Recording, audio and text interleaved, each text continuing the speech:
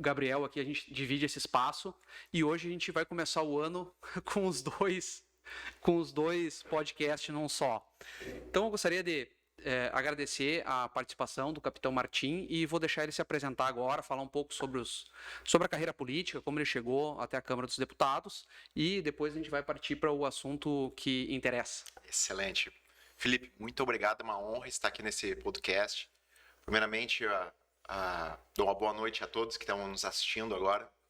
E, Felipe, é uma história curiosa ali, como é que eu cheguei na política. Muita gente me pergunta como é que um militar da ativa, um militar de Forças Especiais da Marinha, veio para a política. Uma história longa que a gente tem... Vamos lá no começo dela. Eu sou aquele guri que foi criado aí pelo tradicionalismo no Rio Grande do Sul, era do CTG, era das provas de laço, cavalo, crioulo, a prova de rédea. Sempre fui um apaixonado e ainda sou um apaixonado por cavalo, por tradicionalismo. Só que eu sempre tive um sonho de ser militar, servir. Esse sempre foi meu sonho, mas meu sonho era servir onde? Na Brigada Militar. Sonhava em ser oficial da Brigada Militar. Já veio de uma carreira de disciplina, né? Geralmente o pessoal do campo ali... Exatamente. O pessoal do uma campo hierarquia, sabe, isso, né? Acorda cedo, não tem hora para acabar, aquela união do campo, espírito de corpo. E eu fui muito incentivado ouvindo as histórias do meu bisavô, que foi coronel da Brigada Militar, pegou bem aquela época conturbada das revoluções de 30, 32, depois de 64. E eu cresci ouvindo as histórias do meu bisavô e aquilo me motivou a ser da Brigada Militar. E em 2001, eu resolvi fazer prova para o Colégio Tiradentes da Brigada Militar, que é um colégio de excelência. Fiz a prova em 2001, passei para o Colégio Tiradentes. Em 2002... Fica onde o Colégio Tiradentes? Porto Alegre? Fica em Porto Alegre, só que hoje o Colégio Tiradentes tem mais de 7 municípios no nosso Rio Grande. Então começou em Porto Alegre, naquela época só tinha em Porto Alegre o Colégio Tiradentes. É um colégio cívico-militar? Ou é um colégio militar? É até bom fazer um parênteses e explicar bem essa situação. Do cívico-militar para o colégio militar. Vou acabar um pouquinho contando a história. É importante para o pessoal entender o que é essa parte, tem muita dúvida. O Tiradentes é um modelo de colégio militar, onde toda a administração do colégio é exercida pela Brigada Militar. A parte acadêmica, a parte da direção da escola. Como é que funciona a escola cívico-militar?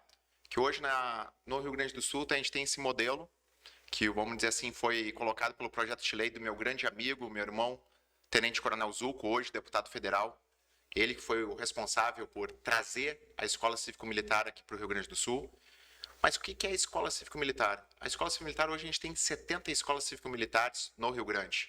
Como é que funciona? É um colégio normal, seja ele municipal, estadual. A parte pedagógica não muda nada. Continua com a diretoria. Conteúdo programático, tudo, matérias, assim, tudo. Da porta para dentro, sempre será vamos dizer assim, a autoridade do professor. O que é esse modelo cívico-militar?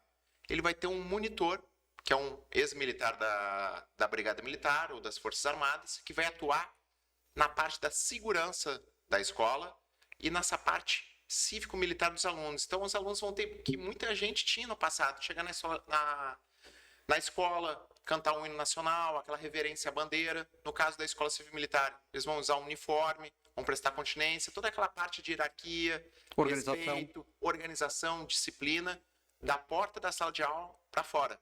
Essa é a parte do modelo cívico-militar. A administração, a parte pedagógica não muda nada, continua com os professores, com a diretora. Esse monitor militar só entra na parte, vamos dizer assim, da disciplina, na parte cívico-militar dos alunos.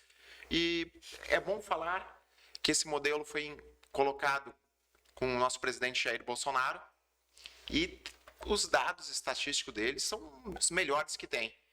A evasão da escola diminuiu em 80%, a segurança na escola aumentou em 85%, a violência verbal e física diminuiu em 90%.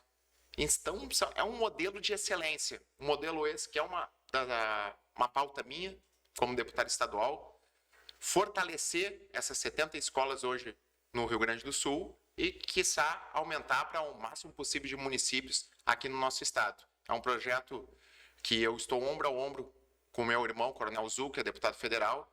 Então, sempre que eu falo escola militar aqui, escola cívico-militar aqui no Rio Grande do Sul é Capitão Martim, deputado estadual, e deputado federal Tenente Coronel Zuco. Sim, e tu saindo do Colégio Tiradentes, tu fez outro concurso para Marinha? Exatamente, mas vou explicar para as pessoas por que eu fui para a Marinha, né? Eu queria ser brigada.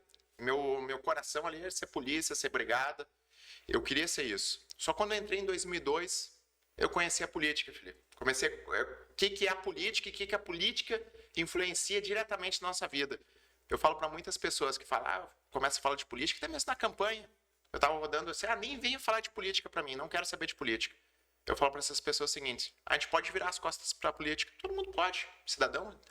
Até que eu sei, a gente tem liberdade, né? Esse governo atual, a gente não pode falar muita coisa, né? Mas até onde eu sei, a gente tem liberdade. Só que a política não vira as costas para você. Ela influencia diretamente na sua vida.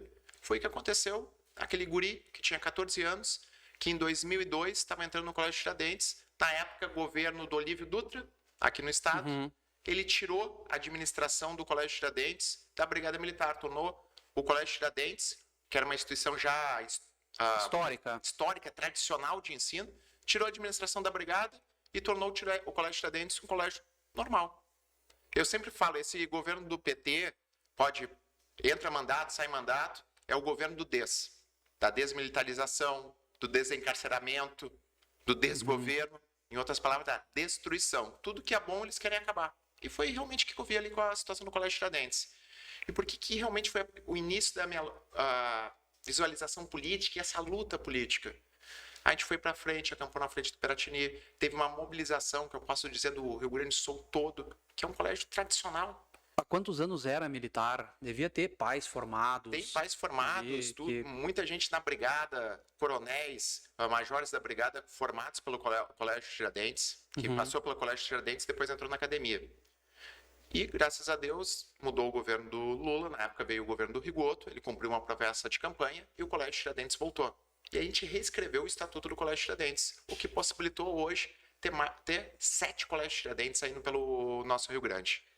Só que o que aconteceu? A parte da academia da Polícia Militar, quem está nos ouvindo deve lembrar, ele tirou também, mudou o ingresso na academia da Polícia Militar aqui, da Brigada Militar. Antes, poderia entrar aquele jovem com 18 anos, prestava concurso ali para a academia, entrava ali e realizava 4 anos na academia da Polícia Militar, da Brigada Militar. Ele acabou com a academia. Agora, para entrar, para virar oficial da Brigada Militar, tem que fazer uma faculdade de Direito. Após o término da faculdade, prestar concurso e entrar para a Brigada Militar. Depende acho que de sargento para cima ou de capitão para cima? Já sai como capitão. Isso daí para oficial. Sim. Oficial. Tá, oficial é capitão. Oficial. Isso. Tá. No caso, termina ali a formação, já sai capitão. Então mudou a regra. Só que você pega um jovem altamente motivado, que quer realmente servir. E eu digo, uma das grandes vontades que eu tenho, sonho é a volta da academia, como tem em vários estados a academia das polícias militares, no caso aqui a academia da Brigada Militar. Já pega um jovem vocacionado, com 18 anos, e realmente prepara o jovem. E eu vejo a minha situação. Eu estava no Colégio Tiradentes, com uma excelência de estudo, de ensino, e foi o que aconteceu comigo. Eu queria seguir a carreira militar, fiz prova, passei no Colégio Naval, que é uma das provas mais difíceis hoje do Brasil, era na época, continua sendo.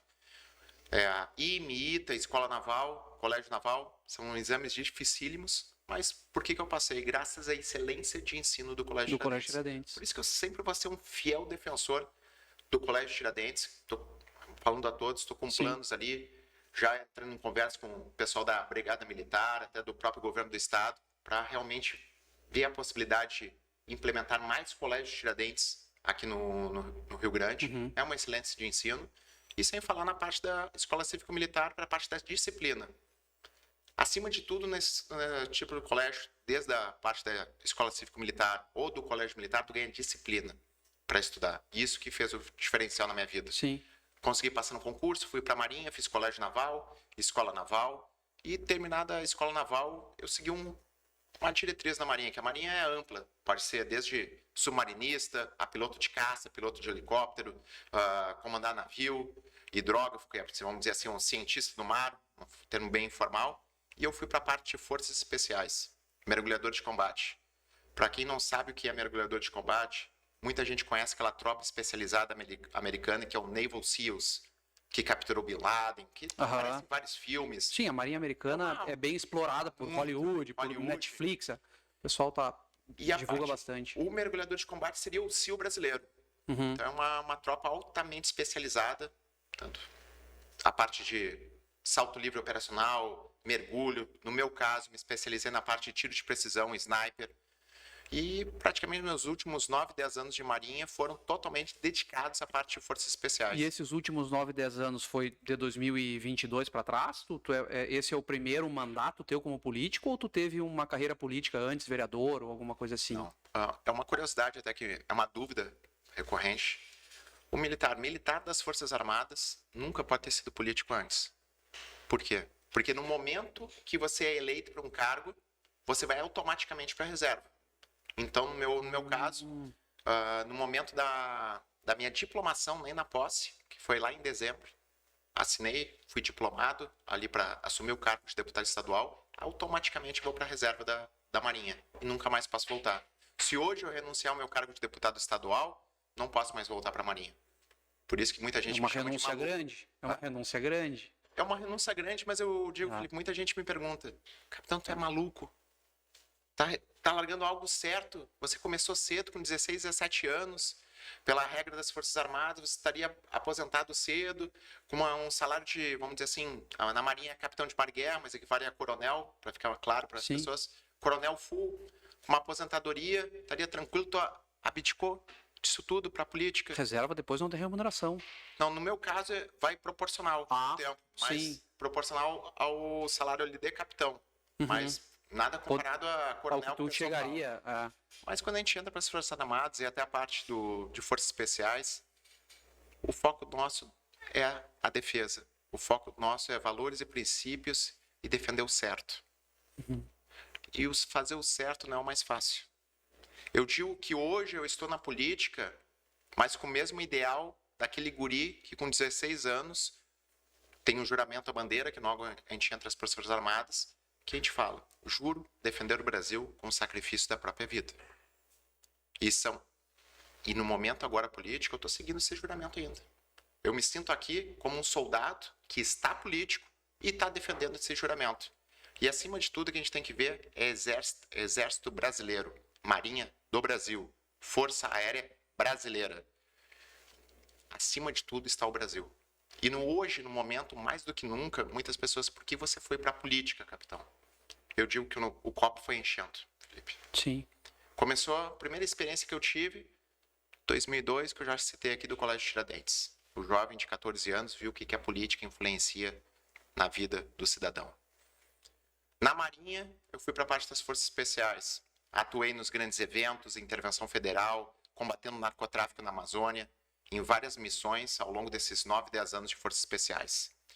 E uma coisa que me machucava muito, quando estava combatendo o narcotráfico na Amazônia, a gente queria atuar mais efetivamente, realmente dar uma porrada firme no crime organizado, e muitas vezes a gente vinha aquilo ali, volta. Não vamos fazer essa ação, a missão acabou. Aí a gente perguntava, cara, por que a gente não pode continuar? Por que não tem mais ações efetivas como essa? Não mobiliza uma tropa maior? Vamos realmente parar todo esse narcotráfico, todo esse tráfico entra na fronteira, seja o descaminho, o contrabando, que vem droga, armamento. Capitão, é vontade política. Vontade de não combater o narcotráfico. Vontade política. Pode perguntar para qualquer policial, qualquer secretário de segurança pública, o pessoal fala, por que não combate o crime organizado? Por que não realmente não é duro nisso? Entra na parte política. Sim, Esse que é o problema. E vai enchendo. Muitas, né? Tem muitas pessoas. Pega uma pessoa como a minha pessoa, que estava lá combatendo. Eu vi o que é os refugiados da Venezuela, que teve a Operação Acolhida, que estavam pedindo socorro para o Brasil, escapando de um país totalmente ditatorial. Vítima do socialismo. A verdade tem que ser dita. A verdade tem que ser dita. Vítima do socialismo num governo ditatorial que só toda desgraça para o povo venezuelano. Fala tanto, eu me revolta quando eu vejo essa esquerda, o próprio Lula, esse ex-condenado, descondenado, flertando com Maduro, Sobre Esse o cara é um ditador. descondenado. Sim, sobre o descondenado, até o Cacai, o advogado dele, falou uma coisa que eu achei hilária essa semana numa entrevista, acho que pra CNN, eu acho. Que ele disse: Lula é tecnicamente inocente. Poxa, por que botou tecnicamente na Exatamente. frente, né? Se fosse o advogado que tivesse certeza da absolvição e da inocência, não teria colocado tecnicamente na frente, né? A verdade tem que ser dita. Ladrão, ex-presidiário, condenado em várias instâncias, por vários juízes. Não sou eu que estou falando aqui, não. Não. É os autos dos processos em Curitiba. Agora, por que uma cúpula ali do STF não descondenou ele? Não falou... falou É o seguinte, inocente, as provas não falou nada. não. Não, o processo tinha que ser em Brasília, foi em Curitiba. Aí mudou ali o processo, botou toda aquela investigação literalmente no lixo. E daí, quando foi julgar em Brasília, não, prescreveu, não mais isso. Ele é condenado, sim. E mesma coisa que estou falando, os autos foi do processo condenado. ali. Foi Agora, condenado. quando eu vejo, Não existe sentença penal condenatória transitada em julgado. Não, mas foi condenado pelo Justiça de primeiro grau, de segundo e terceiro Exatamente. lá no STJ. Agora com uma decisão arbitrária. Para mim é arbitrário. É um tapa na cara da sociedade, que fala bem grande assim, em letras garrafais. Cara, o crime compensa no Brasil. Isso Mas foi teve uma outra situação agora essa semana que foi a soltura do Sérgio Cabral e a condenação no CNJ do Marcelo Bretas, o juiz da Lava Jato do Rio de Janeiro. outro tapa na cara A da gente está sociedade. vivendo um momento da história, assim, ó, que existe uma revanche daquele pessoal que foi encarcerado por roubo, por crime, que chegou ao ponto de chegar na frente de um juiz, como o Sérgio Cabral fez, admitiu que roubou e é um réu confesso. E aí o juiz vai ser afastado da Lava Jato, né, afastado da missão dele que ele queria cumprir na Lava Jato.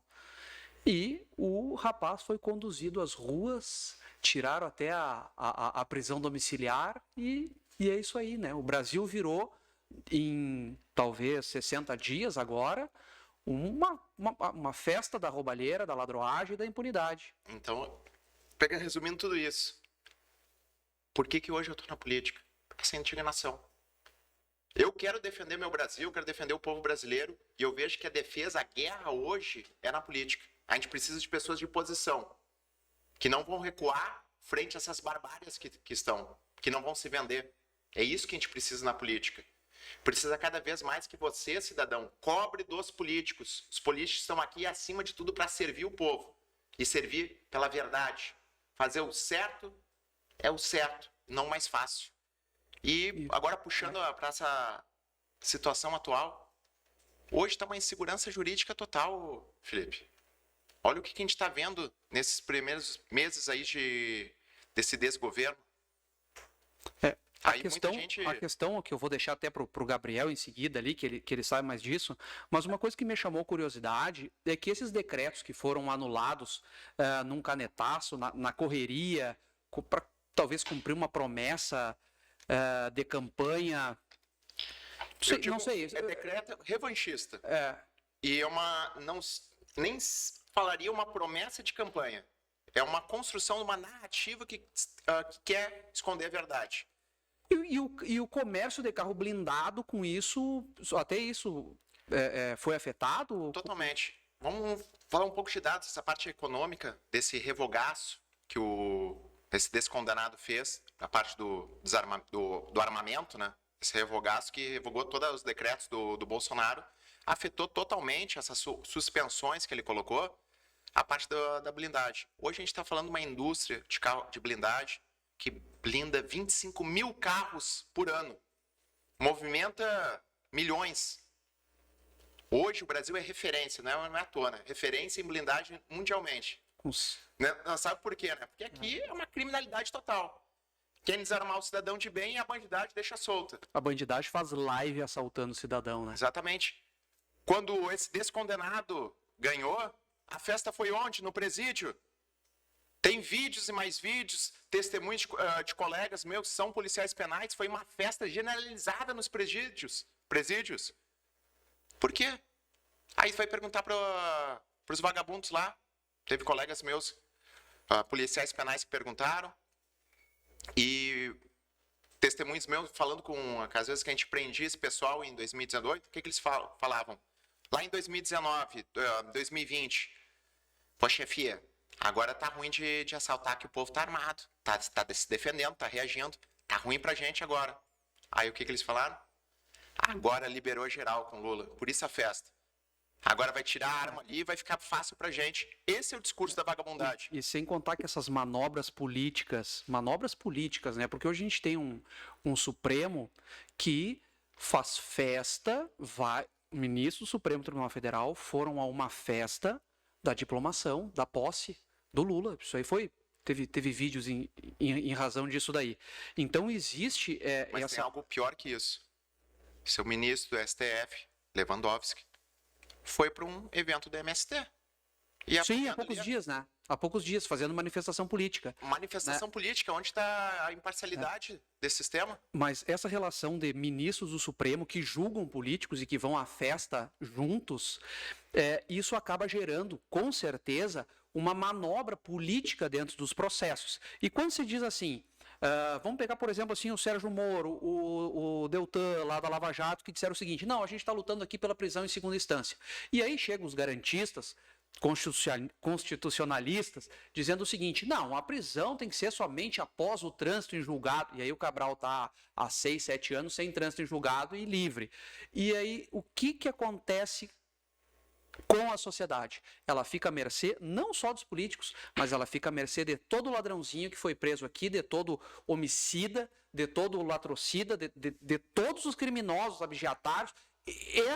Esse entendimento da Suprema Corte, embora não seja uma súmula vinculante, mas quando tu tem uma súmula, quando tem uma decisão, nem uma súmula, uma jurisprudência, tu tem um julgado recente, o advogado vai lá e diz para o juiz, olha, se o defensor público também está cumprindo o papel dele, o advogado está cumprindo o papel dele, mudou o entendimento. Agora eu acho que tu vai ter que soltar ali o meu cliente ali só porque ele estuprou 2, 3 moças, estrangulou uma aí, afinal de contas não transitou o julgado o processo, por que ele está preso, se já faz 2 anos que ele está respondendo. Então essa decisão que acontece lá na política, né, lá em cima, nesses acordos, ela vem refletir aqui em nós. E às vezes a população acha que continua discutindo se Lula é inocente ou não. O que tem que ser discutido é essa influência política dentro dos tribunais. Totalmente. Várias vezes durante a intervenção federal do Rio de Janeiro, a gente realizava prisões. A gente ficava, às vezes, mais tempo na delegacia, quando olhava para o lado, o marginal estava sendo solto. Marginal esse que foi apreendido com arma ilegal, com drogas. Mesma coisa que falou, vinha o advogado, meu cliente, e fora aquelas ONGs, direitos humanos, coitado dos marginais. Vossa Excelência o réu. Exatamente. Agora eu falo que esse sistema é uma contradição ambulante. Vamos falar num assunto polêmico agora, mas tem que ser falado. Situação dos atos de 8 de janeiro. Nós, cidadãos de bem, falamos o seguinte, quem cometeu ato de vandalismo, depredou, estragou a situação do patrimônio público, fez aqueles atos que foram televisionados, se assim provado, os rigores da lei.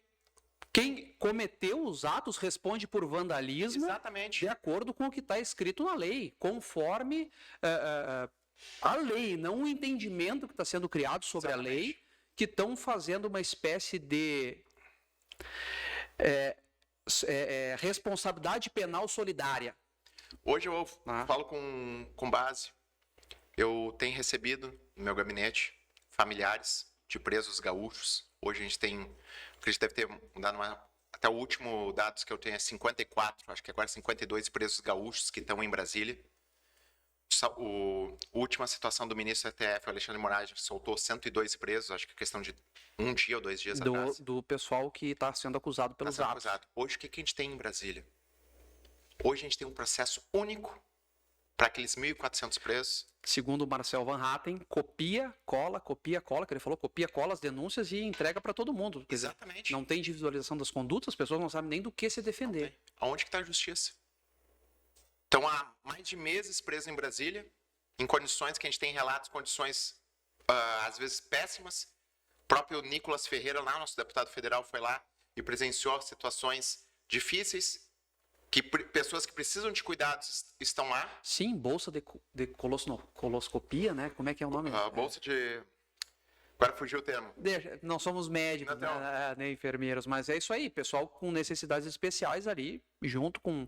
E uma prisão preventiva, que para a maioria dos crimes precisa de trânsito em julgado, precisa disso e Por aquilo. isso, uma Né? tradição ambulante. O que a gente quer? A gente tem relatos, eu tenho pego relatos das famílias gaúchas. Teve gente que chegou na segunda-feira. Os atos foram no domingo, chegou na segunda-feira. Está onde? Preso. Tem gente que chegou no domingo após os atos. Tem gente que nem na esplanada estava nos acampamentos e está preso lá. Tem inocentes presos lá.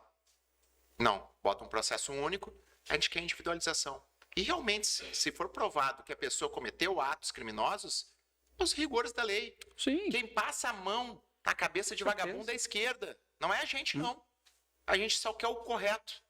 Então, mais do que nunca, a gente tem que dar graças a Deus e realmente dar força para que essa CPMI, que já viu que estão querendo sabotar a CPMI, né? Que teve lá no Congresso. Sim, teve as assinaturas. Aí o governo está fazendo a sua... Na época estava trocando de mandato. Né? Acho que é que o Marcel estava coletando assinaturas, a primeira, né? Não. Ou Agora não? a última CPMI, que é a CPMI para investigar os atos do 8 de janeiro. Ah, sim. Mas o que a gente viu? Aquela lá era dos atos de abuso de autoridade do Supremo. Aí esse aí é a CPMI do 8. Essa comissão parlamentar mista de inquérito, que é o Senado e a Câmara, que já conseguiu as assinaturas. Daí a gente vê uma manobra desse governo tentando convencer os parlamentares a retirar assinaturas. E 2 parlamentares foram lá, se deixaram levar e retiraram a assinatura. Aí eu tenho certeza que essa frente vai seguir, essa comissão vai seguir. E precisa, é necessária. É necessária. Aí é verdade. Agora você vê lá, por que colocaram sigilo nas câmeras do dia 8 de janeiro lá? Tocaram sigilo. Quando era para ter mais transparência. Exatamente. Esse governo é uma contradição ambulante. É a máxima da esquerda. Isso daí tá lá naquele livrinho lá do socialismo. Ensinamentos de Lenin, Marx. Acuse os outros do que você é. É a construção das narrativas, né? Exatamente. Hoje que a gente vê a construção de narrativas para tapar a verdade.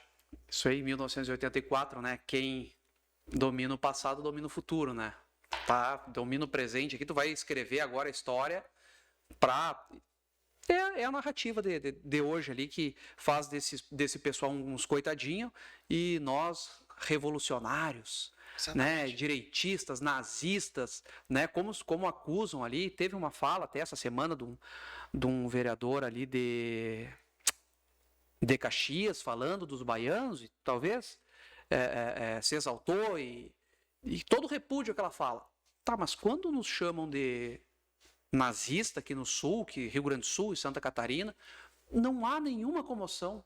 Mas quando parte alguma coisa daqui, é um horror, é uma afronta.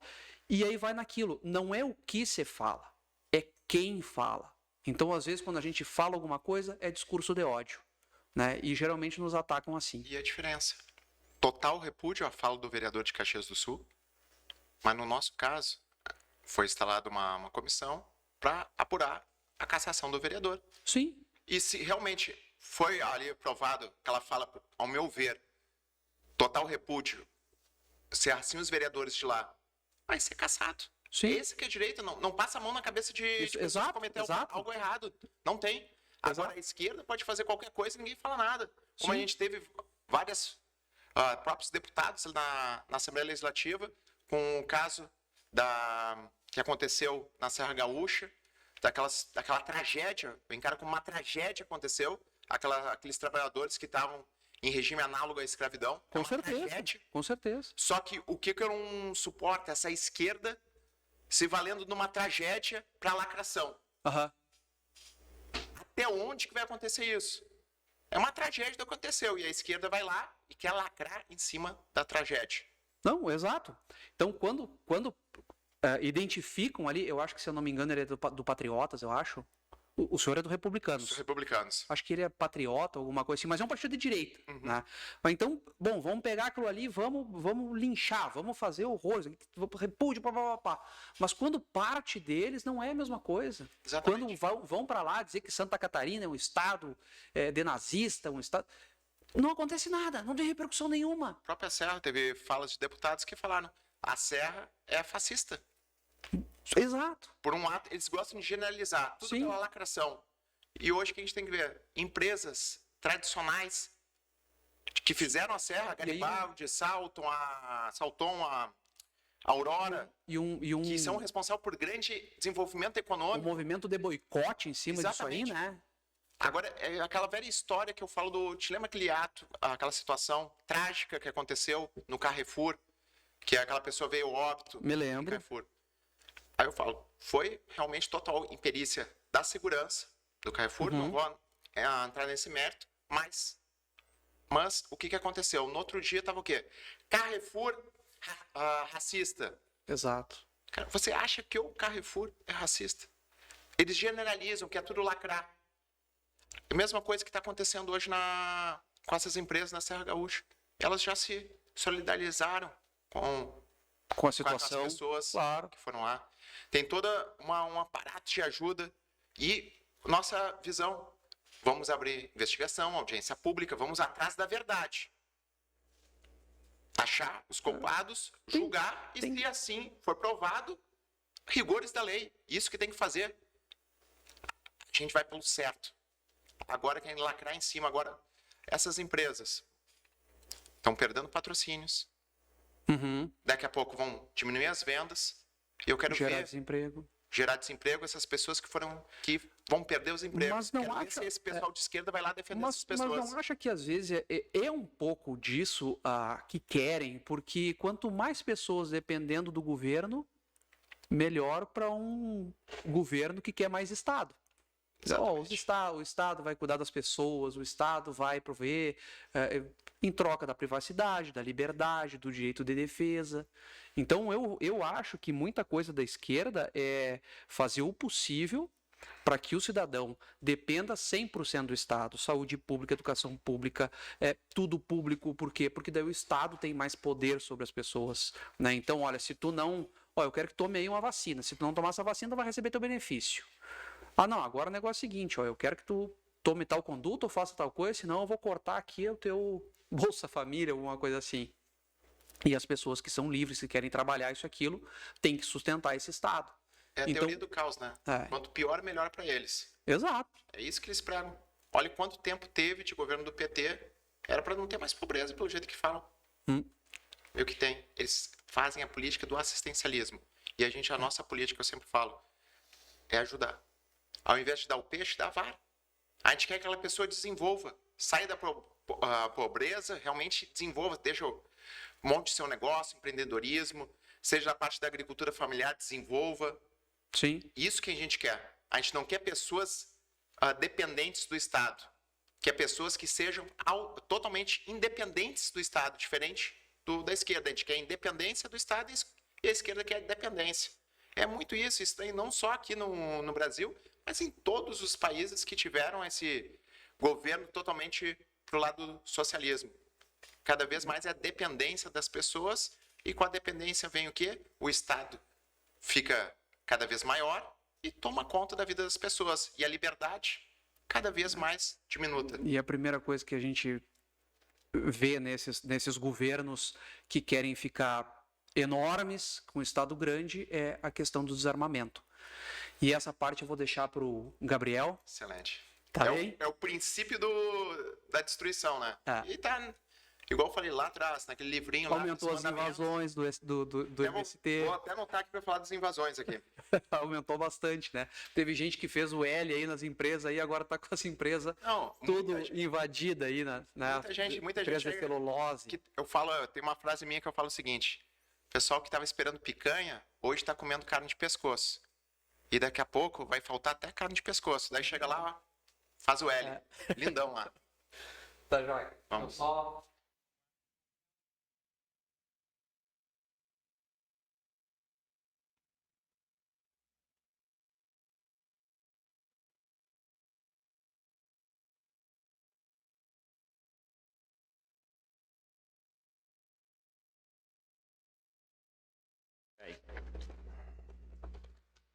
Bom, pessoal, boa noite a todos que estão acompanhando esse episódio misto aí do No Rules, né, junto com o Talk Shoot.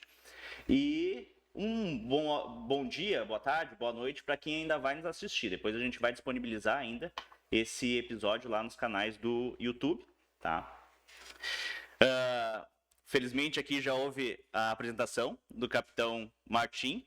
Eu conheci o senhor lá na Gunfight, né? Por isso que eu achei importante fazer o convite para estar aqui hoje, porque a gente que é armamentista, a gente tem uma dificuldade de achar quem nos represente, quem efetivamente conhece esse meio, quem entenda sobre isso. O que a gente vê é muito político, e eu entendi quando o senhor falou e demonstrou aquela indignação com a vontade política, porque, bom, nos conhecemos lá em Porto Alegre, nós estávamos num evento da pós-graduação em balística, e durante essa pós-graduação, eu já era instrutor de armamento e tiro, já tinha o clube aqui, esportista, mas essa pós me proporcionou muito esse contato com agentes da segurança pública também, né? Não só com peritos, não só com a ciência balística, mas também a questão das operações. E aí, acompanhando mais esse meio, ainda que indiretamente, a gente percebe quanta bobagem se fala, quanta bobagem a gente vê em filmes e quanto isso influencia grande parcela da sociedade. E isso acaba criando um mito muito grande, fazendo com que essas pessoas se voltem. E aí vem mais os políticos, né, que são desarmamentistas e carregam esse fogo com lenha, né? Então, ou seja, eu não tenho mais aquela ideia falaciosa, mas eu tenho um político, alguém dizendo que aquilo, tudo que mentiram para mim é verdade. E aí, quando eu vi o senhor lá, acompanhei, né? O senhor falou lá sobre isso, sobre o que nós vamos falar agora, que é o seu trabalho que o senhor está fazendo aqui nas câmaras de vereadores, né? Para levar esse projeto adiante. Eu pensei, eu preciso que a minha região conheça esse cara. Por quê? Porque geralmente a gente se revolta com a política por falta de representantes, né? Claro que a gente se revolta com o que estão fazendo, mas a gente também às vezes tem falta de representantes. Então a gente precisa, eu acho que é uma função nossa enquanto clube de tiro, também fornecer isso aos nossos filiados. E aí, né, já agradeço ter aceitado esse convite e vou fazer o possível para que esse programa de hoje avance. Nesse primeiro bloco, então, o senhor demonstrou bem a sua posição, o seu alinhamento político, né?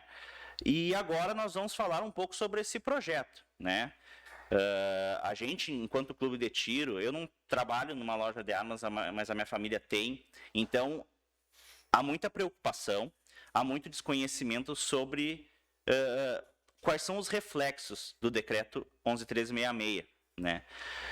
Eu vou abrir um espaço para o senhor agora, se o senhor quiser falar sobre esse decreto aí, né? Que aí a gente vai fazendo um bate-bola aí para explicar mais ou menos o pessoal e ver quais são as nossas perspectivas daqui para frente. Bom, meu amigo, falar só um pouquinho da situação da narrativa. Eu comecei a falar no primeiro bloco, mas hoje o que a gente tem hoje no tiro esportivo, quando se fala de armamento hoje no Brasil, foi uma falácia que começou a ser construída lá atrás. E já foi falado até pelo próprio ministro da Justiça, que na época fez o Estatuto do Desarmamento, que o Estatuto do Desarmamento, o objetivo fim não era desarmar o criminoso. Então já começou a falar-se para aí. Aí pegaram o Estatuto do Desarmamento, demonizaram a situação das armas, como tirando armas do cidadão de bem, ia dar aquela sensação de segurança da população, e foi ao contrário. O que a gente viu nesse após 2005, Estatuto do Desarmamento, não foi a diminuição do número de homicídios, do número de mortes por arma de fogo, pelo contrário, aumentou. E eu falo muito, estava falando hoje na Câmara de Vereadores lá de Santa Maria, que a gente teve mais uma moção aprovada, uma moção de repúdio a esse decreto desse condenado. E eu falei assim, hoje o pessoal quer botar muitas mortes no Brasil com armas de fogo, parte de feminicídio, intolerância, seja que for, vamos dizer assim, preconceitos, mortes por arma de fogo no Brasil. Aí querem botar tudo nessa conta das armas do CAC, da pessoa da arma registrada. Não. Grande maioria, para não dizer quase a totalidade dessas mortes, são armas irregulares. Armas que estão na mão de criminosos. Criminoso não quer ter arma registrada, não. Aí usam a falácia, não, porque usam laranjas para comprar essa arma e passar para o criminoso. O criminoso tem arma à vontade. Quem vos fala é quem estava presente totalmente no combate a esse crime organizado, essas facções. A gente fez várias apreensões ao longo desses 10 anos que eu falei, que eu estou na parte de forças especiais, na parte de operações especiais da Marinha, que a gente trabalhou muito na parte da GLO, garantia da lei e da ordem, seja dentro da Amazônia, protegendo as fronteiras, sendo literalmente um combate urbano. Várias apreensões, armas irregulares. O que tem que fazer, sim, é uma política voltada para fechar literalmente as fronteiras, combate total esse tráfico de armas irregulares. Foi o que foi feito, muito bem feito, durante esses 4 anos de governo Bolsonaro. Recordes e mais recordes de apreensão de drogas, de armamento. A gente viu uma Polícia Federal combativa, uma PRF totalmente voltada para essa parte de apreensão. Tanto que não é à toa que os índices de homicídios caíram. Isso é estatística. Série histórica desde 2020, se não me engano, 2020, 2021, 2022. Aí vem a esquerda falar com aquela falácia dela. Armas na mão do cidadão é perigoso. Vamos derrubar a primeira narrativa deles. Vamos lá. Tivemos um acesso, mais cidadãos de bem tiveram armamento. Aumentou a compra de armamento nesses 4 anos. Aumentou significativamente. Significativamente. Hoje a gente tem 800 mil CACs no Brasil aproximadamente. Uma indústria hoje que está movimentando muito. A economia representa 4,7% do PIB, a indústria armamentista. Pela lógica da esquerda, era para aumentar os números de homicídios. Caiu. Então não tem essa relação de causa e efeito. E por que caiu o número de homicídio? É igual eu estava falando no primeiro bloco. Como especialista em segurança pública, pelas políticas de segurança pública desse governo, que foram totalmente combativas. E também porque o cidadão de bem estava armado. O vagabundo tem que pensar 2 vezes. Cara, e tanto que mais teve nesses 4 anos foi aqueles vídeos ali mostrando o cidadão de bem reagindo e baleando o criminoso. O criminoso está pensando 2 vezes, cara. Vou naquele cara, não. O cara pode estar armado. Então essa falácia da esquerda é derrubada. As armas que cometem crimes hoje no Brasil são armas ilegais. E o homicídio diminuiu porque a gente combateu essas armas ilegais. Trancando a fronteira, uma fiscalização mais efetiva das polícias. Essa é a realidade. E essa é a esquerda age sempre com narrativa. E o que eu costumo falar sempre, é que segurança pública e política armamentistas não são a mesma coisa. Tu precisa de políticas de segurança pública, exatamente, mas sem interferir, aliás, que caminhe lado a lado com o direito de cada pessoa ter também o direito de proteger a sua própria vida. Eu sempre falo para todos, eu respeito aqueles que não gostam de arma. Respeito. Mas vocês têm que respeitar meu direito a ter arma, o direito do cidadão que é idôneo, sem antecedentes criminais, certidões negativas, habilitado a dispor de uma arma para ter o direito à legítima defesa. A gente sabe a importância, eu como especialista em segurança pública, da segurança pública que eu me instituo, que a gente vai investir cada vez mais em segurança pública. Mas a gente sabe que é humanamente impossível. Num simples estalar de dedos, surgiu um policial na tua frente. E sobre isso, uma experiência pessoal, há poucos dias atrás, eu estava com o carro estacionado, bateram no meu carro. O que eu vou fazer? Vou 190 chamar a brigada, fazer o boletim de ocorrência. Não consegui ligar o 190. Nem chamava, caía. Aí consegui ligar para o meu pai. Meu pai veio, eu pedi para ele ver se tu acha uma viatura na rua e pede para passar aqui para eu fazer o registro de ocorrência. Demorou meia hora. Não é que eu queria uma urgência para resolver um problema de trânsito. Mas se eu precisasse de uma urgência para resolver uma ameaça, para resolver um problema e eu tivesse desarmado, não conseguiria. E é isso que as pessoas não entendem. O Estado quer suprimir um direito à legítima defesa que não é nenhum direito constitucional, é um direito primitivo. A gente nasce com isso lá desde que tempo das cavernas, né? O direito a defender a própria vida e a família não depende do Estado, é teu. Mas tudo bem. Aí o Estado quer suprimir isso e ele não entrega uma segurança que seria até impossível. Não vamos dizer assim, o Estado não entrega. Mas seria impossível, é utópico. O que mais a gente queria. Eu não queria dar armado ali. Se eu vivesse num estado utópico ali, que eu tivesse total segurança, para mim, até melhor para todo cidadão de bem. Agora a gente sabe hoje no Brasil, os índices de criminalidade são altíssimos. E desarmando o cidadão só vai deixar o quê? A bandidagem está rindo. Não foi à toa que comemoraram, bateram palma, deram pirueta quando o Lula foi eleito. Fizeram o L, né? Fizeram o L ali, ó. Eu sinceramente, eu teria vergonha de fazer a mesma simbologia utilizada pelos traficantes por quem está preso. Mas uma galera aí fez uniformemente o L. Mas avançando, vamos direto ao decreto, que eu acho que muita gente quer... Exatamente. Para nós adentrar nesse assunto, houve nesse decreto não só um reflexo aí nisso que a gente está falando de segurança, mas houve um reflexo negativo também para aquele cidadão que quer praticar o esporte do tiro e para aquele cidadão que pratica a caça, que não é só importante para ele por gostar da caça, mas tem uma função social, uma função ambiental muito grande. Exatamente. Ou seja, a gente teve uma redução muito significativa no quantitativo de munições. E iniciando pelo atirador esportivo, a gente tem atletas de alto rendimento aí que não vão conseguir utilizar num treinamento menos de 200 disparos, 200 munições. E agora esse mesmo atleta tem um limite máximo de 600 munições por ano. É uma realidade que eu acompanho diariamente. Bom, falando da situação do decreto, sentenciou os clubes de tiros e o tiro esportivo do Brasil à falência, a acabar. Mesma coisa que o amigo falou.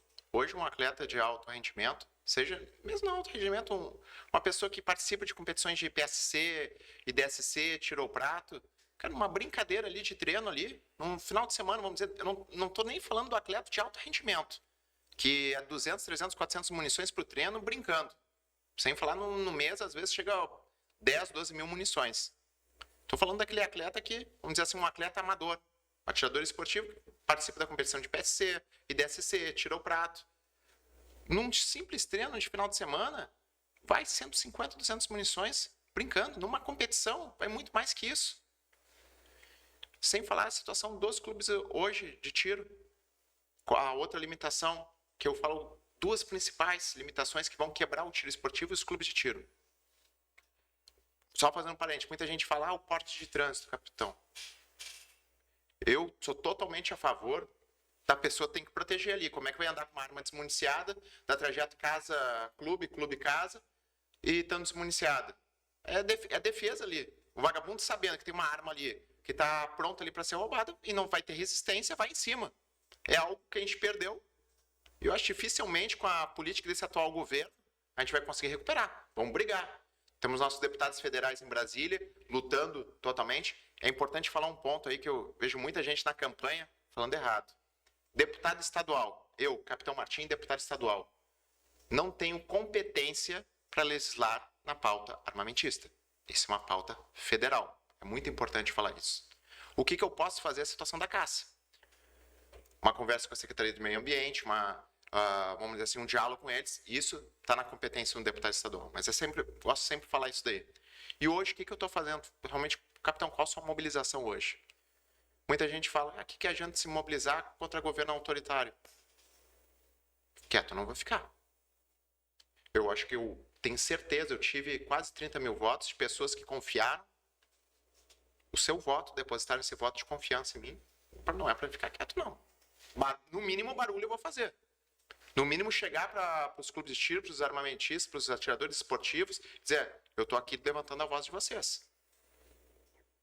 Se a gente ficar quieto, é pior.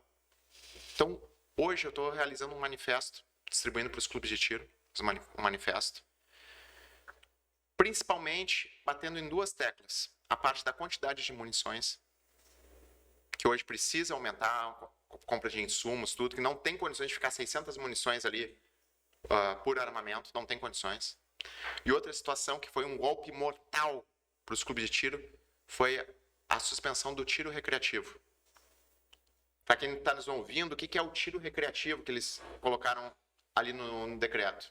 Aquela pessoa que não é CAC, que não tem um certificado de registro de armamentos no Sinarme, não pode ir lá e conhecer. Eu quero, por exemplo, não posso nem falar da minha esposa, porque minha esposa é militar, tem porte de arma.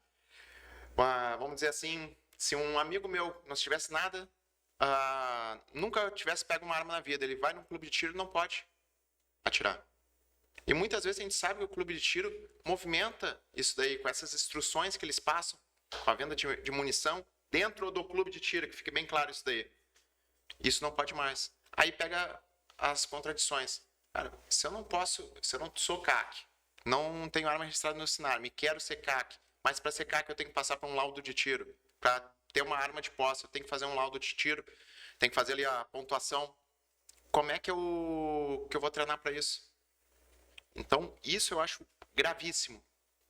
Por isso, no meu manifesto, as duas pontos principais que eu pego, essa parte, a volta do tiro recreativo e pelo aumento da quantidade de munição. Isso seria como exigir do cidadão que fizesse a prova para habilitação, para carteira de motorista, mas proibir que os não habilitados dirigissem mesmo na autoescola. Ou seja, nunca dirigiu um carro, mas agora tu dirige, faz pega lá a chave lá, vai fazer baliza, vai estacionar, vai andar por aí. Se apagar, rodou.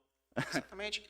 E outras pessoas que queriam usar o tiro ali, que gostavam de atirar, não queriam ter armamento, nada, mas queriam um clube de tiro. Hoje o clube de tiro é um ambiente familiar. É um ambiente de congregação. Então, isso que tem que entender. E por isso que eu estou realizando esse manifesto, e mais do que esse manifesto, estou incentivando os vereadores em seus municípios a colocarem moções de repúdio a esse decreto. E eu digo, capitão, está adiantando? Eu digo, eu sou um falando aqui, a outra cidade é o outro. Daqui a pouco juntam todas as nossas vozes, dos nossos deputados federais que estão levantando nossa bandeira em Brasília, e eu julgo que está dando efeito, sim. Está surgindo efeito.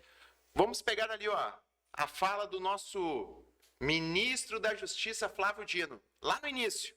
Vai lá na internet e pega a primeira fala dele. Vamos recolher armamento, vamos na casa recolher armamento, o fuzil vai ser recolhido, porque 9mm, 40-45 vai ser calibre restrito, vamos recolher tudo que é armamento. Aí já está amansando a fala. Hoje a gente já vê uma fala dele. Não, pessoal do tiro esportivo, fique tranquilo que vai ser mantido o esporte de vocês. A fala dele está totalmente em desalinho, mas alguma coisa, o nosso barulho está funcionando. E a gente está pelo certo. E hoje a gente está falando com propriedade. Igual eu falei, é bom falar esses números. Hoje somos mais de 800 mil CACs no Brasil. Hoje, a indústria do tiro movimenta bilhões. Hoje gera 3 milhões de empregos no Brasil. E um dado curioso.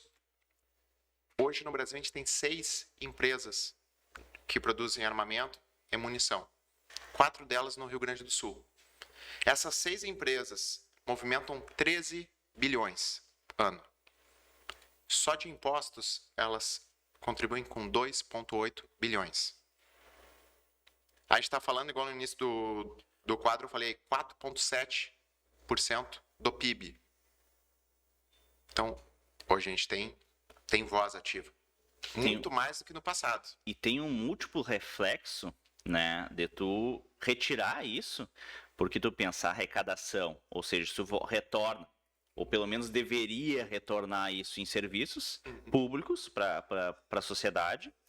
Isso reflete na produção de empregos, porque hoje, se tu pegar um paralelo de hoje a 5 anos atrás, a quantidade de clubes de tiro e a estruturação dos clubes de tiro que já existiam, ou seja, tu tem hoje, não tem aquele clube de tiro que é uma associação, que o pessoal vai lá e atira.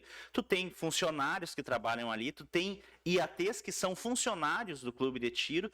Existe muita gente empregada nesse mercado que já começou a ser demitida, porque eu já tive notícia de vários clubes de tiro que fecharam pela inviabilidade. Falando lá com o pessoal em Brasília, tudo, tem um grande amigo meu em Brasília, irmão, companheiro de batalha, que é o deputado federal, tenente coronel Zuco.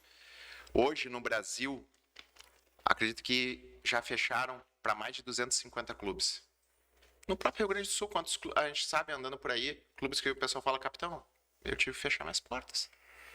Clubes que estavam tudo prontos para vir um investimento gigante em armamento e munição e não com as portas fechadas. A gente teve uma situação num clube da Serra Gaúcha que tinha preparado o clube totalmente para dar essa experiência do tiro.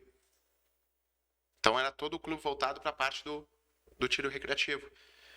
Que é muito comum quem viaja para os Estados Unidos, Las Vegas, ou até mesmo para o leste europeu. Tu chega no hotel, aí tem uma propaganda do clube de tiro. Tem a experiência de atirar com vários armamentos. Vende os pacotes. Então, deixa de ser quase um turismo ali. Esses clubes nem vão abrir. Várias outras situações que a gente tem hoje, entrando na parte que eu sempre gosto de falar, a gente fala muito do tiro esportivo, esquece de falar dos caçadores. Eu vou bater muito nessa tecla dos caçadores hoje em dia. Hoje a gente tem muitos caçadores ali que até um me ligou, tá vindo para cá, falou, capitão, eu comprei 2 fuzis para caça e o que vai acontecer agora? Eu tô com a nota fiscal ainda, não apostilei. Porque não deu tempo, no momento que chegou a nota fiscal, ele foi apostilar, opa, decreto, não pode mais fazer suspendeu tudo. É uma insegurança total. E hoje, falando um pouco da caça, hoje a gente tem no Rio Grande do Sul o javali, que é vamos dizer assim, é totalmente uma praga. Uma praga invasora. Numa questão de uma noite, destrói plantações inteiras. O pessoal pede, por favor, ali, para caçar o javali. E não só, né, nas lavouras para agricultura, que já é um desastre. Mas o que o pessoal não entende, pensa assim, maus tratos, vão acabar com o animal que está na natureza. Espera aí um pouquinho. Quem está destruindo a nossa própria fauna é o javali, porque Exatamente. ele não tem um predador natural. A onça vai evitar o contato com o javali, porque ela tem uma paca que não oferece uma mesma resistência para ela. E ele toma o habitat daquele animal que estava sobrevivendo no local, come animais também, o pessoal não sabe, mas o javali também, ele, se eu não me engano o termo é onívoro, se não for o Robert vai me xingar depois, mas, ou seja, ele não se alimenta só de plantações, ele mata animais silvestres e animais da fazenda, bezerros, filhotes de ovelha, enfim. Eles são muito, hoje os produtores rurais, principalmente de ovinos, quando está na época da procriação, nascem os filhotes, eles realmente são atraídos pelo cheiro da placenta, de toda aqueles odores que soltam. E vêm e pegam, atacam a criação. E mais do que isso, eu já fui guri aqui nesse Rio Grande, e uma vez tive uma manada de javali vindo perto para que te quero e fui para cima da árvore. E eles vêm e detonam. Eles atacam. Então, é realmente uma praga aqui no Rio Grande do Sul. É totalmente uma situação invasora que detona plantações, atenta contra a criação. E a parte realmente dos caçadores estava totalmente regulamentada. Então, mais uma classe ali que a gente sempre fala o CAC, né? O colecionador, que é aquele que tem realmente a arma só em casa. O atirador esportivo, que vai para competições, vai para o clube de tiro, e o caçador que tem a sua arma ali para realizar a sua caça de animais permitidos. Isso é sempre bom falar, que é muita narrativa. Às vezes é óbvio pra gente, mas às vezes o óbvio tem que ser dito, escrito, desenhado, dito. O que o inimigo faz é sempre pegar alguns casos isolados para sustentar uma narrativa. Exatamente. Né? É o caso do CAC, aquele no Mato Grosso. CAC não, né? O do vagabundo, aquele com registro no exército, que fez uma chacina lá. É o caso do caçador, que também utiliza do CR para bater outros animais. Mas o que o pessoal não entende é que é caso isolado. Um exemplo disso é que aqui na região, antes tu não enxergava o veado. Uhum. Por quê? Porque depois que surgiu o javali e aquele caçador que era irregular, que não tinha possibilidade, mas se popularizou isso, ele viu, opa, agora eu posso me regularizar, eu posso caçar o javali e isso não vai me dar problema legal nenhum. Agora é difícil tu cruzar de noite na estrada e não enxergar todos esses animais, capivara, veado, enfim, que antes tu não enxergava, né? Por quê? Porque o javali ele dá um retorno muito maior, ele trazia até então uma segurança jurídica para te fazer essa caça. Mas, enfim, deputado, já nos encaminhando para o final, quais são as perspectivas agora para o futuro? Eu sei que isso é muito incerto, é difícil para qualquer um de nós saber, mas a gente entende também que nós, CACs, vivemos com essa ansiedade para saber, e agora, o que vai ser? Quais são as movimentações que estão sendo realizadas para a gente tentar recuperar, nem que seja um pouco, desses direitos que a gente perdeu? Vamos analisar muito friamente a situação. Hoje a gente vive uma insegurança jurídica total. Eu chegar aqui e prometer algo, não tem como. Se a gente realmente vivesse num Estado democrático de direito, com realmente poder executivo, legislativo, judiciário, e essa confiança que a gente poderia ter num judiciário, até mesmo legislativo, e muito mais num executivo, a gente não tem. Então, hoje, uma insegurança total. Tentar prever o que vai acontecer é difícil. A gente pode ter uma noção. E a noção que eu falei, começar pela fala do Flávio Dino, que já diminuiu aquele tom que estava e está amansando ali o bichinho. Situação que eu acho que foi uma grande vitória nossa. 9mm, 40 e 45, calibres permitidos. Isso é uma grande vitória. Novamente, eu gosto de falar isso. Por mim, a gente sempre continuaria da onde a gente estava ali para mais. Sempre com o controle que a gente sempre tem. Agora a gente está numa situação de exceção. A gente perdeu o terreno. E a gente vai ter que recuperar passo por passo, porque está tudo desfavorável. Então, o fato desse 9, 40 e 45, o decreto não ter reclassificado isso daí, já é uma grande vitória. O que eu vejo hoje que a gente precisa colocar pressão? Minha ideia com esse manifesto, falando aqui no Rio Grande do Sul, e tem uma iniciativa de vários deputados estaduais que a gente tem em contato nesse nosso Brasil. O máximo possível de clubes assinar, o máximo possível de associados, moções, a gente está já perdi um número de moções, a gente passou de 15 moções aprovadas de repúdio aqui no nosso Rio Grande. Quero cada vez mais incentivar essas moções. Aí sim uma pressão, vai sair o ofício que a gente está mandando. Todas essas moções já estão indo, cópia para o Congresso Nacional, para o Senado. E com essa mobilização que a gente está fazendo, eu quero entregar na mão dos nossos deputados federais, que defendem essa pauta do armamento. Ali, no Rio Grande do Sul, tiveram tantas moções. Tem um manifesto assinado por a grande maioria dos clubes de tiro, por tantos associados. Isso começa a dar corpo para o movimento. Tem, em Brasília, aqueles PDLs que querem revogar ali os decretos, tem essa pressão muito grande ali tanto no Congresso como no Senado. E a gente tem a se ater a um movimento muito importante, que acredito que agora em abril vai se reunir esse conselho que vai decidir o futuro ali esse conselho. O grupo de estudos. O grupo de estudo, proposto ali pelo próprio Flávio Dino, que vai decidir o futuro do tiro esportivo. Vai ter representantes nossos, armamentistas, confederação, federações. Isso que é importante. Então, sei que diálogo com esse pessoal não tem, mas é a pressão. E, novamente, eu falo, está surgindo efeito. A gente está lutando pelo certo. A narrativa deles é falaciosa. A gente está jogando com a verdade a nosso favor. E o nosso pensamento, novamente, tem casos isolados? Tem casos isolados.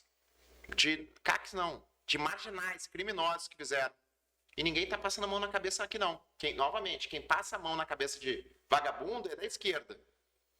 A gente tem aquela posição. Errou, vai pagar pelo seu erro. Devido processo legal, sempre. Comprovado, errou, cumpra. Esse é o nosso posicionamento. Então, acho que mais do que nunca, o nosso espírito agora tem que ser de união. E antes que eu esqueça, sei que está no final do programa, dia 30 de março, 30 desse mês, eu estarei na Assembleia Legislativa realizando um grande expediente. Será a moção de repúdio minha, lá na Assembleia Legislativa, a esse decreto desse descondenado. Preciso da ajuda de vocês, essa mobilização, para a gente lotar aquele plenário da Assembleia Legislativa. Se for o caso, se lotar, a gente vai para o Dante Baroni lá, que é o auditório lá da Assembleia, lotamos aquilo ali. Essa mobilização que a gente tem que mostrar. Fizemos mobilizações nos municípios e agora realizamos uma mobilização em âmbito estadual, que é a nossa representatividade, é o Parlamento Gaúcho. Essa mobilização que a gente precisa. E, novamente, tem gente que fala, o que vai adiantar? Quieto a gente não vai ficar. A esquerda, às vezes, é um grupo pequeno, faz um barulho desse tamanho. Nós vamos mobilizar. Nós estamos lutando pelo certo. Pelo direito à legítima defesa, pelo tiro esportivo, pelos caçadores, colecionadores. É a nossa luta e precisamos de união. Isso que eu falo para todos. É o momento agora de cada vez mais união. Não vamos ficar quietos. Jamais recuar. Não vamos desistir. Desistir, jamais. E tenho certeza, tem muita gente boa que foi eleita. A gente vê hoje, a gente pode dizer que tem uma bancada no Congresso que está lutando pelo tiro esportivo, no Senado, lutando pelo tiro esportivo. E tenha certeza que aqui na Assembleia Legislativa eu estou levantando essa pauta do tiro esportivo e tem muitos colegas que falam, capitão, precisando, estamos juntos. Vocês vão ver no dia 30, como vários colegas já falaram apoio e vão estar se solidarizando com esse movimento que a gente vai fazer de repúdio no dia 30 de março na Assembleia. E uma coisa importante, a gente tem visto aqui só um feedback para as pessoas nas moções que os vereadores têm encaminhado nas câmaras de vereadores. Em muitos municípios, unanimidade. Show. Então, nossa mobilização precisa cada vez crescer mais. Conte comigo. Muito obrigado pela oportunidade. Um minuto só para falar uma situação do Tempo é capitão. seu, capitão. Eu sou aquele deputado que entrou aqui para fazer a diferença.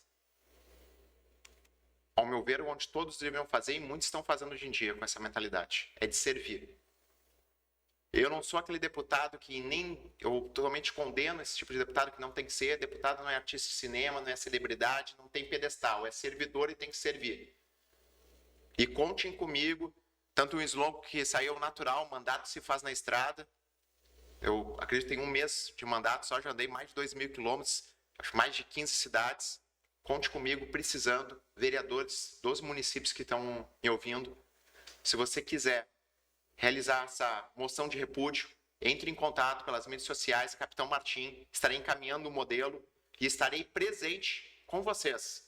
Clubes de tiros, mesma coisa. Tenho certeza que eu estou ombro a ombro com vocês nessa batalha. Não iremos recuar, desistir jamais. Conte comigo. É isso aí, capitão. Agradeço imensamente a sua presença aqui. É muito importante para nós, né? A gente deve cobrar, né? Como o senhor falou, estão para servir, a gente deve cobrar, porque a gente colocou nossos representantes lá, mas a gente não pode só colocar e abandonar. Eu acho que esses momentos de apoio, como vai ser o dia 30 agora, é importante que estejamos presentes e mostrando que o senhor não é uma voz sozinha lá, que foi eleita e agora está lá falando para meia dúzia de colega. Não, o senhor está falando por um monte de gente que vai estar nos bastidores ali acompanhando. Exatamente. Muito obrigado, capitão. Se algum vereador de São Cepé quiser apoiar essa ideia, pode entrar em contato comigo, que se não conseguir contato com o senhor, pode entrar em contato comigo, que eu faço esse meio campo ali, para a gente mostrar que São Cepé também é uma cidade armamentista, tá bem? E termino com uma frase que representa a minha unidade, se chama Fortuna Audace Sector. A sorte acompanha os audazes. Vamos em frente. Vamos em frente. Muito obrigado, capitão.